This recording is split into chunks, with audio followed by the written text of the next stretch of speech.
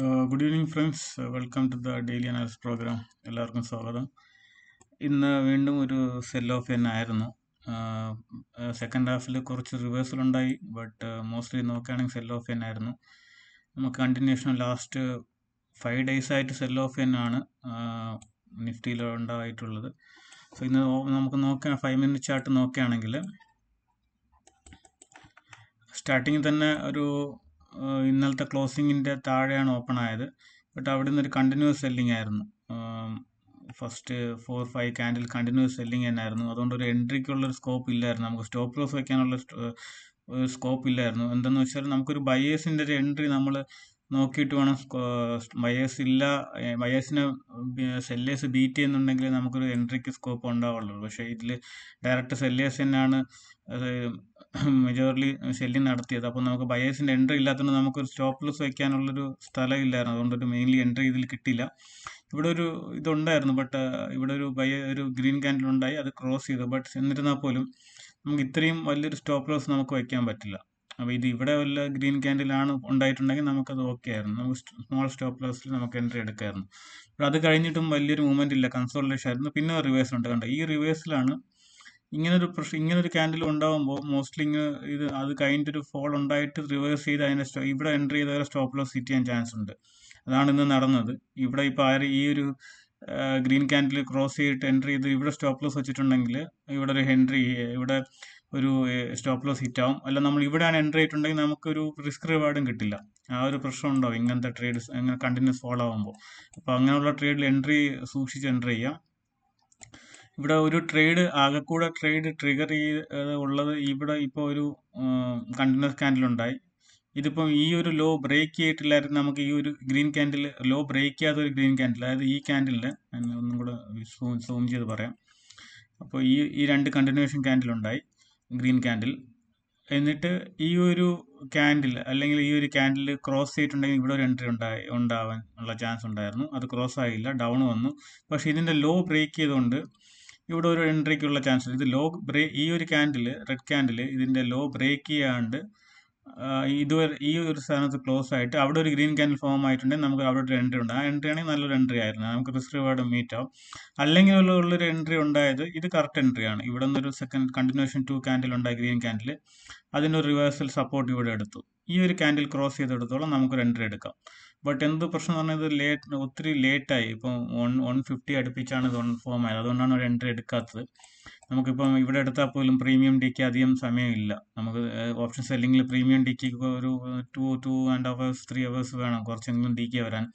അല്ലെങ്കിൽ മൊമെൻ്റം ഉണ്ടെങ്കിൽ ഓക്കെ. ഇപ്പോൾ ഇതൊക്കെ സെൽ ഓഫ് ഒക്കെ വരും. ഇവിടെ റെസിസ്റ്റൻസ് ഉള്ള ഏരിയാസ് ആണ്. അപ്പോൾ നമുക്ക് സെൽ ഓഫ് വരും, പിന്നെ മൂവ്മെൻറ്റ് വരുമ്പോൾ അത്ര ഡിക്ക് വരാൻ ചാൻസ് ഇല്ല, ടൈമില്ല. അതുകൊണ്ടാണ് ഇവിടെ ഒരു എൻട്രി എടുക്കുന്നത്. അല്ലെങ്കിൽ ഈ ഒരു സെയിം സ്പോട്ട് ഇവിടെയാണ് വന്നിരുന്നെങ്കിൽ, ഫസ്റ്റ് ഹാഫിലാണ് വന്നിരുന്നെങ്കിൽ ഇതൊരു പ്രോപ്പർ എൻട്രി ആയിരുന്നു ബൈയിങ് സൈഡിലോട്ട്.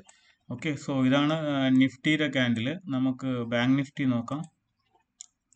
ബാങ്ക് നിഫ്റ്റി കുറച്ചും കൂടെ പോസിറ്റീവ് ആയിരുന്നു കമ്പയർഡ് ടു നിഫ്റ്റി. ഒരു പുൾ ബാക്ക് റിവേഴ്സൽ കുറച്ച് day high, first 5 minute high cross ചെയ്തിട്ടുണ്ടായിരുന്നു. പക്ഷെ നിഫ്റ്റിയിൽ അത്രയും ക്രോസ് ചെയ്തില്ല. നിഫ്റ്റി ഏകദേശം ഒരു മിഡ് വേയിൽ സ്റ്റോപ്പ് ചെയ്തു. ബാങ്ക് നിഫ്റ്റി ബുള്ളിഷാണ്, കുറേ മാസങ്ങളായിട്ട് ബാങ്ക് നിഫ്റ്റി ബുള്ളിഷാണ്. നിഫ്റ്റി സ്മോൾ ക്യാപ്പ് എഗെയിൻ ഒരു നല്ലൊരു സെല്ലിംഗ് പ്രഷർ കാണുന്നുണ്ട്. ആ ഒരു സോണിൽ വീണ്ടും ഇവിടെ ഈ ഒരു സോണിൽ വന്നിട്ട് ഒരു റിവേഴ്സൽ ഉണ്ടായിട്ടുണ്ട്. ബട്ട് ഈ സോണ് ഇപ്പം വീക്കായിക്കൊണ്ടിരിക്കുകയാണ്. ഇപ്പം സോണ് ബ്രേക്ക് ചെയ്താൽ നല്ലൊരു ഫോളാണ്. അല്ലെങ്കിൽ ബ്രേക്ക് ചെയ്ത് ഇമ്മീഡിയറ്റ് ആയിട്ട് റിവേഴ്സ് ചെയ്യണം. അല്ല, കണ്ടിന്യൂഷൻ നല്ലൊരു ക്യാൻഡിലാണ് ബ്രേക്ക് ആവാൻ കണ്ടിന്യൂഷൻ കിട്ടുകയാണെങ്കിൽ അത് നല്ല ബുദ്ധിമുട്ടാവും. പിന്നെ നല്ലൊരു ഫോളിലോട്ട് പോകാനുള്ള ചാൻസ് ഉണ്ട്. സിൽവർ ആണെങ്കിൽ ഇന്നൊരു പോസ്റ്റ് ക്യാൻഡിലാണ്, ഇന്നലത്തെ ഒരു ബുള്ളിഷ് ക്യാൻഡിലിന് ശേഷം ഒരു പോസ്റ്റ് ക്യാൻഡിലാണ് ഇന്ന് ഫോം ആയിട്ടുള്ളത്. സ്ലൈറ്റ്ലി നെഗറ്റീവാണ്. നമുക്ക് ബിറ്റ്കോയിൻ നോക്കാം. ബിറ്റ്കോയിന് നമ്മുടെ പ്രതീക്ഷിച്ച പോലെ ഈ ഒരു ബുള്ളിഷ് ക്യാൻഡിൽ ക്രോസ് ആയിട്ടുണ്ട്. ഇവിടെ നമുക്കൊരു ഈ ഒരു ചെറിയ സ്റ്റോപ്പ് ലോസ് വെച്ചിട്ട് ഒരു എൻട്രി എടുക്കാം. നമുക്കൊരു ലോങ് 1 lakh അടുപ്പിച്ചുള്ള ടാർഗറ്റ് വെച്ചിട്ട് കുറേ ചെറിയൊരു സ്റ്റോപ്പ് ലോസ് വെച്ചിട്ട് നമുക്ക് എടുക്കാം. ഓക്കെ, അത് ഫെയിൽ ആവുകയാണെങ്കിൽ നമുക്ക് റിവേഴ്സ് സൈഡിലോട്ട് എടുക്കാനുള്ള ചാൻസ് ഉണ്ട്. ഇതാണ് ബിറ്റ്കോയിൻ്റെത്. നമുക്ക് ഇന്നത്തെ ഹീറ്റ് മാപ്പ് നോക്കാം. ഹീറ്റ് മാപ്പ് ഓൾമോസ്റ്റ് എല്ലാം നെഗറ്റീവ് തന്നെയാണ്, ഇന്നലത്തെ കണ്ടിന്യൂഷനാണ്.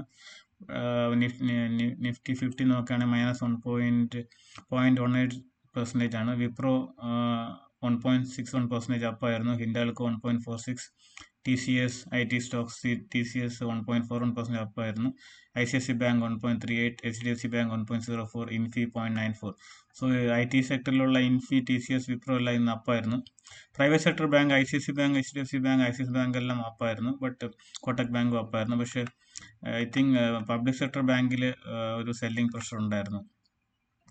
ഇപ്പോൾ SBI ആയാലും -1.71%, IndiGo -1.73, M&M -1.82, മാക്സെൽ 2.91 and Tata consumer products -2.25% down ആയിരുന്നു. നിഫ്റ്റി 50 നോക്കുകയാണെങ്കിൽ ഇതിലൊരു കുറച്ച് സ്റ്റോക്ക് മാത്രമേ പോസിറ്റീവ് ആയിരുന്നുള്ളൂ. ബജാജ് ഹോൾഡിംഗ് 2.27, ഇന്നലെ നല്ലൊരു സെൽ ഓഫ് ഉണ്ടായിരുന്നു. അതിൻ്റെ റിവേഴ്സലായിരിക്കും ഇന്ന് നടന്നത്. ഹിന്ദുസ്ഥാൻ സിങ്ക് 1.81%, IOC 1.24, ഇതെല്ലാം മേജർ അപ്പായ സ്റ്റോക്കാണ്. ഡൗൺ സൈഡ് നോക്കുകയാണെങ്കിൽ Solar Industries 3.52% down, PNB -4.31% down ആയിരുന്നു. കാനറ ബാങ്ക് -3.77% ഡൗൺ ആയിരുന്നു.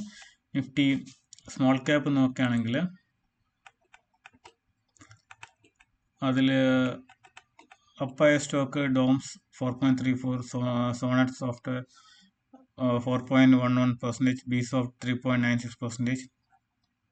ഡൗൺ ആയ സ്റ്റോക്ക് നോക്കുകയാണെങ്കിൽ വർക്ക് ഫാർമ -4.8%, ആഞ്ചലോൺ -5.48%, ഓല ഇലക്ട്രിക് -5.02%, താരിൽ -4.32%. ഇതെല്ലാം ഡൗൺ ആയ സ്റ്റോക്സ് ആണ്.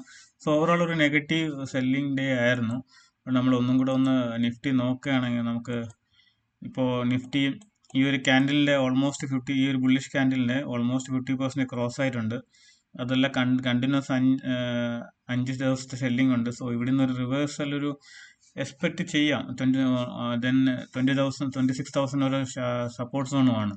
സോ 26,000 നോർമലി 1000 റേഞ്ചിലുള്ള എല്ലാം സപ്പോർട്ടായി ആക്ട് ചെയ്യാറുണ്ട്. സോ അങ്ങനെയാണെങ്കിൽ ഇവിടെ റിവേഴ്സ് ക്രോസ് നല്ലൊരു റിവേഴ്സലാണെങ്കിൽ then again bullish momentum continue ചെയ്യാൻ ചാൻസ് ഉണ്ട്. ഇന്നത്തെ മോസ്റ്റ് ഇമ്പോർട്ടൻറ്റ് ന്യൂസ് മെയിൻലി പറയുകയാണെങ്കിൽ റുപ്പിയുടെ ഫോൾ തന്നെയാണ്. റുപ്പി 90.14 ഓൾമോസ്റ്റ് ടച്ച് ചെയ്തിട്ടുണ്ടായിരുന്നു. അത് റെക്കോർഡ് ലോ ആണ്, ലൈഫ് ടൈം റെക്കോർഡ് ലോ ആണ്. സോ അത് മാർക്കറ്റിനെ നല്ല രീതിയിൽ ബാധിക്കുന്നുണ്ട് റുപ്പിയിലെ ഫോള്.